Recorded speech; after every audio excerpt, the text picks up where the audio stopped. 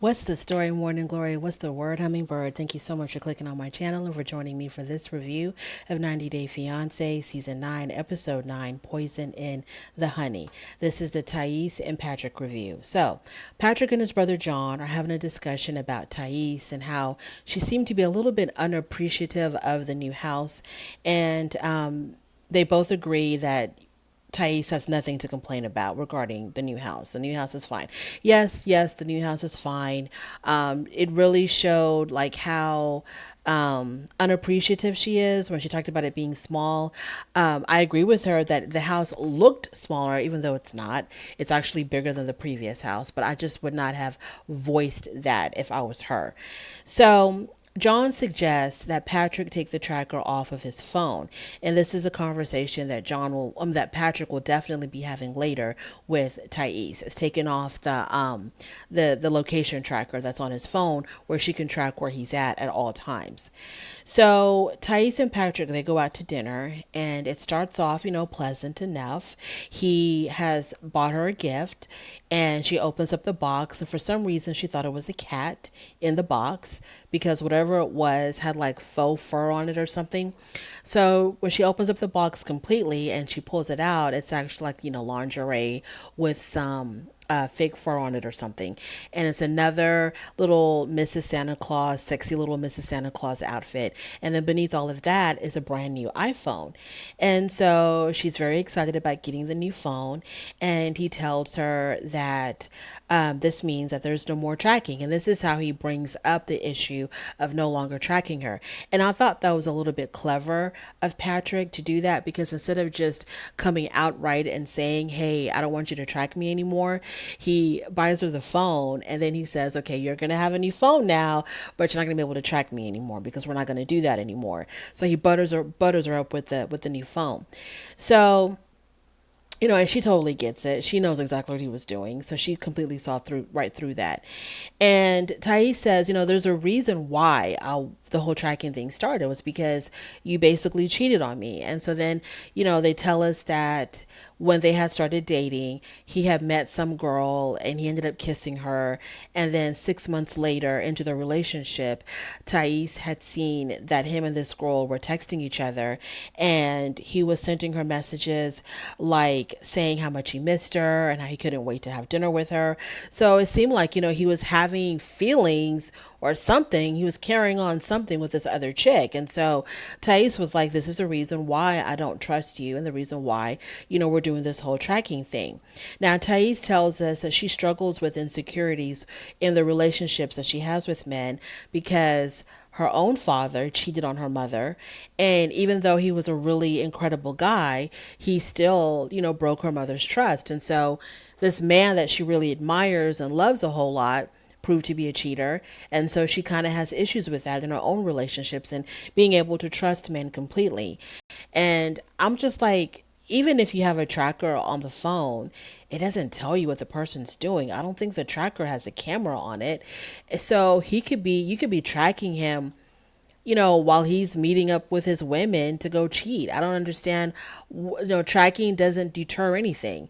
Just because, you're tracking someone and they're not going to places where you think that they could cheat, like fancy restaurants or wherever you think, or motels, hotels. He can be cheating with somebody at his job. He could be meeting up someone at the grocery store parking lot, at the gas station. They could meet up at the gas station and get their thing going. So tracking someone, I don't know how that secures your issues with trust. It really doesn't. You just happen to know where they are. And this is not like, people just don't cheat at cheap motels anymore. So they have a discussion about that, and he says, what, if I mess up again, he tries to tell her, look, that's all in the past. I wouldn't do that to you anymore. You're the only woman for me. I'm not interested in any other female. And if I did do anything to break your trust again, then you can put the tracker back on. And she's like, what? I'll do you one better. I'll just leave. I'll go back home to Brazil, because I'm not giving second chances. So if you cheat on me again, I'm out of here. And I don't know if that's enough to keep him on the straight and narrow.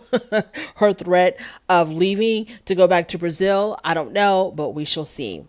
So later on, John announces that he's having a party. And of course, Thais is unhappy about this because there was like no discussion about, can I have a party? Let's talk about this as roommates. Is this okay with y'all? He's just like, hey, I'm having a party. People are coming over tonight.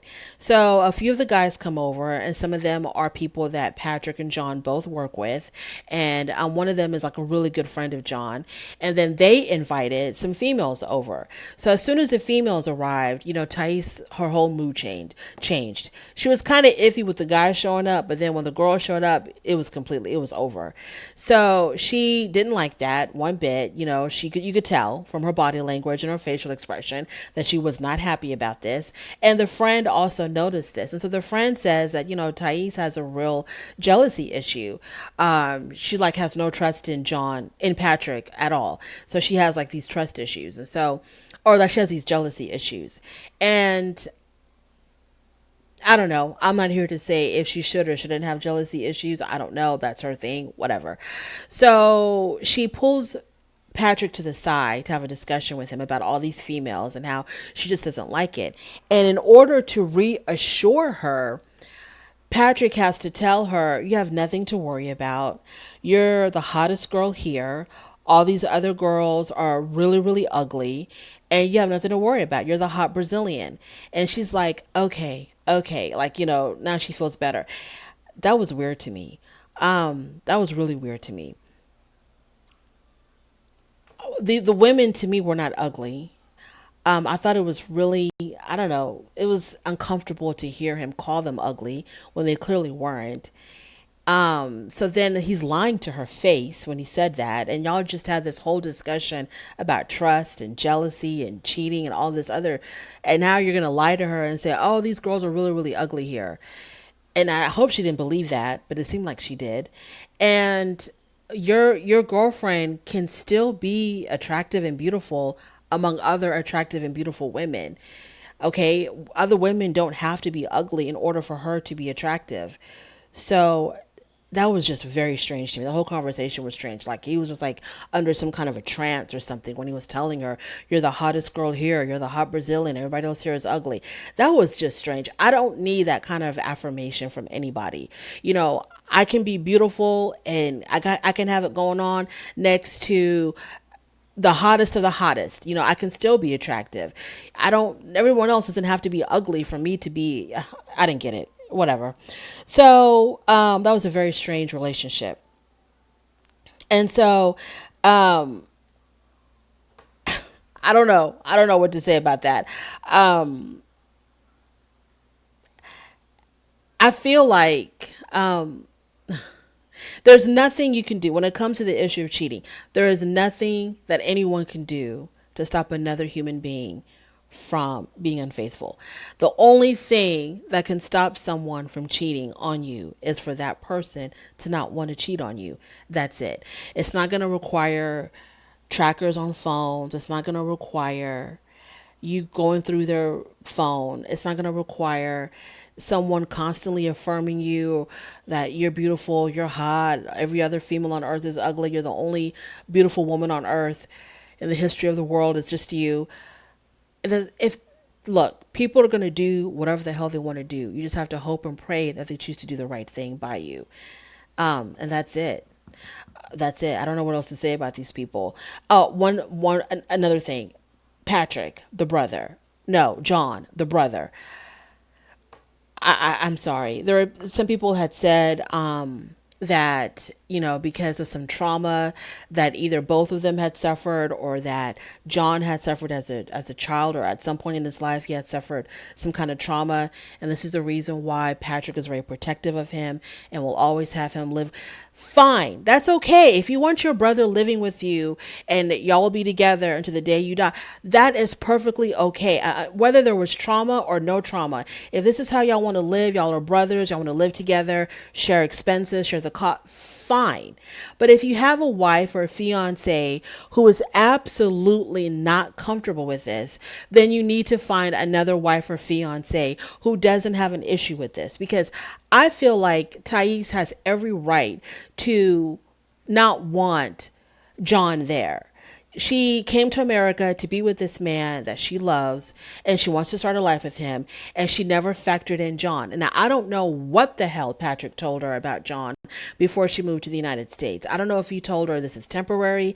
I don't know if he told her, hey, this is permanent. He will forever be living with me. I don't care if me and you get married and we have 15 children. My brother will be living with me forever. And that's just how it is. And she either ignored it, or she didn't believe him, or if they never talked about it at all. I have no idea. But from what I could tell, from what they showed me on this show, when she was still living in Brazil, she made it very clear to Patrick that she did not want John to live there. And if I can remember correctly, and maybe I can't, Patrick's response was like, but babe, he's my brother. What do you want me to do?